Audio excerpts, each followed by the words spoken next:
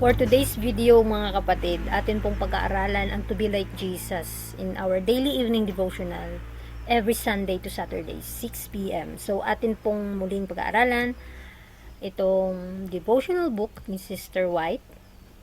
Nasa January 2 na po tayo. Entitled Christ Example Gives Power to Resist Temptation. Samahan niyo po ako. Sabi sa Luke 3:21-22, It came to pass that Jesus also was baptized, and while he prayed, the heaven was opened, and the Holy Spirit descended in bodily form like a dove upon him. And a voice came from heaven which said, You are my beloved Son, in you I am well pleased. So this statement reminds us, during the baptism of Jesus Christ, after he baptized, the Holy Spirit descended in bodily form like a dove sa ating Panginoong Jesus. Na ito yung sinasabi ng Ama, na this is my beloved Son in whom I am well pleased. Christ's professed followers may be strong in the Lord if they avail themselves of the provisions made for them through the merits of Jesus. God has not closed the heavens against the humble prayers of repenting, humble, believing souls. The humble, simple, earnest, persevering prayer of the faithful one will now penetrate heaven, as surely as did the prayer of Christ when he was baptized. So during sa time ni Christ while he baptized, siya po ay nagpakumbaba sa Ama, ang kanyang panalangin. That's why ang mga tagasunod ni Kristo ay maaaring maging matatag din sa Panginoon kung gagamitin nila ang mga biyayang ibinigay para sa kanila. Sa pamamagitan ng mga merito ni Kristo, ipinapakita nito na ang kalakasan ng Kristiyano ay hindi mula sa sariling kakayahan, kundi sa pagtitiwala at paggamit ng handog ng kaligtasan at kapangyarihan na nagmumula kay Kristo. We need to close to Jesus, mga kapatid, kasi siya po yung ating mediator. We need to humble ourselves before God. Kapag tayo ay nagiging mapagpakumbaba in all point, simple, earnest, persevering prayer of the faithful one, kung tayo ay nagiging tapat, will now penetrate heaven as surely as did the prayer of Christ when he was baptized. Kasi hindi po isinara ng Diyos yung langit sa mga mapagpakumbaba at nagsisising pananalangin. Heaven opened to his prayer, and he shows us that we may be reconciled to God, and that communication is established between God and us through the righteousness of our Lord and Savior. Christ took upon his humanity, and yet he was in close, intimate relationship with God.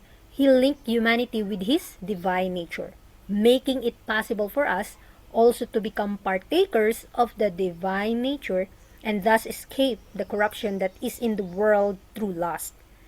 So, nung nagbukas po ang langit sa panalangin ni Kristo at ito po ay nagpakita sa atin na maaari tayong makipagkasundo sa Diyos, at ipinapahiwatig din dito na ang communication natin o ugnayan natin sa Kanya ay maitatag sa pamamagitan ng katwiran ng Panginoon natin at tagapagligtas na si Kristo. Kasi we know na tinanggap ni Kristo ang sangkatauhan. Kumatawan siya ng pagkatao. Siya ay naging tao, subalit na nanatili siyang malapit at may personal na relasyon sa Ama, sa ating Diyos.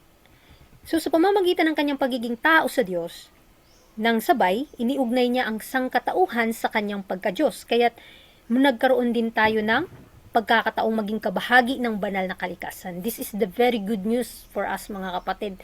Kasi may possible tayong magkaroon ng kabanalan. Possible for us to have a sinless life, even we have a sinful nature. Kasi nakaugnay po tayo sa Ama sa pamamagitan ni Kristo. Christ is our example in all things. In response to his prayer to his Father, heaven was opened and the Spirit descended like a dove and abode upon him. The Holy Spirit of God is to communicate with men and women and to abide in the hearts of the obedient and faithful. Light and strength will come to those who earnestly seek it in order that they may have wisdom to resist Satan. And to overcome in times of temptation, we are to overcome even as Christ overcame. So that's why meron tayong kakayahan na makapanagumpay dahil napatunayan ni Kristo sa kanyang sarili na sa pamamagitan ng kapangyarihan ng kanyang Ama na nasa kanya, ay mapapanagumpayan din natin kung aangkinin natin ang espiritu at kapangyarihan na nanggagaling kay Kristo. Ito po yung response sa panalangin niya sa Ama. Ang langit ay bumukas at ang banal na espiritu ay bumaba sa kanya. At the same time sa atin, kapag nag-aaral tayo ng salita ng Panginoon, bumababa din po yung presensya ng Panginoon sa atin. Because the Word of God, kapag ito'y pinag-uusapan, ito din po ay nagpapakita na yung espiritu niya ay nasa sa atin.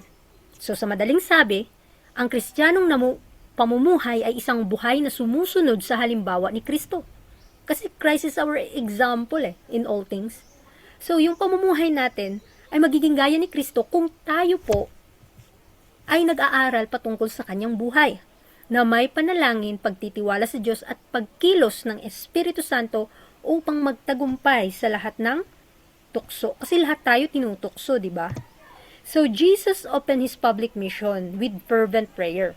And his example makes manifest the fact that prayer is necessary in order to lead a successful Christian life. He was constantly in communion with his Father, and his life presents to us a perfect pattern which we are to imitate. So, meron tayong ehemplo na dapat gayahin. Kasi binuo ni Jesus yung kanyang pampublikong ministeryo sa pamamagitan ng masigasig na panalangin at ipinapakita ng kanyang halimbawa na ang panalangin ay kinakailangan upang mamuhay ng matagumpay bilang isang Kristiyano. Kaya nga ang ating Panginoon Jesus ay palagi ang nakikipag-ugnayan sa kanyang Ama at ang kanyang buhay ay naglalahad ng isang perpektong halimbawa upang ating masunod. At wala na po tayong reason para tumanggi o hindi makasunod. Dahil we have a pattern. We have the life of Jesus is presents to us as a perfect pattern which we are to imitate. So ipinapakita nito na ang tagumpay sa buhay Kristiyano ay hindi nakasalalay sa ating sariling kakayahan, kundi sa patuloy na pakikipag-ugnayan natin sa Diyos sa pamamagitan ni Kristo.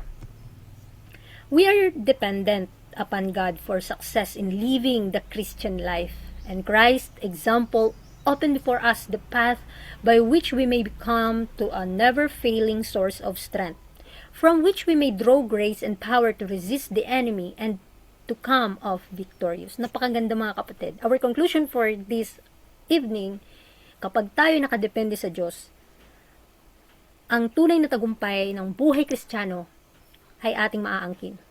Wala na po tayong ibang pag-asa, kundi ang buhay lamang ni Kristo ay ma-reflect sa ating buhay. Because Christ's examples opens us the path by which we may come to a never-failing source of strength. Kasi sapat yung biyaya niya sa atin. We need to be like Jesus, mga kapatid, from which we may draw grace and power to resist the enemy and to come off victorious. Kaya wag po tayong magtiwala sa ating sarili dahil si Kristo lamang ang ating tanging pag-asa. Kaya po sana sa ating pag-aaral ngayon sa daily evening devotional natin, dito pinapakita sa aklat na ito kung paano tayo magiging gaya ni Kristo sa lahat ng aspeto ng buhay.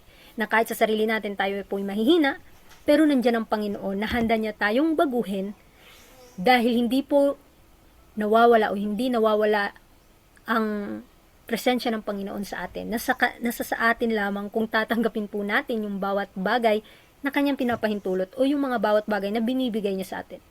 Kaya sa ating pag-aaral ngayon, nawa, atin pong isa puso't isa isip na ang katotohanan na ating nalaman sa pamamagitan ng Espiritu ng Panginoon ay atin po itong malakaran. Ihiling po natin sa Kanya yung Christ-like life, Christ-like character in all point, mga kapatid. Kaya salamat po sa inyong pakikinig at hanggang sa muli. Good evening once again and God bless.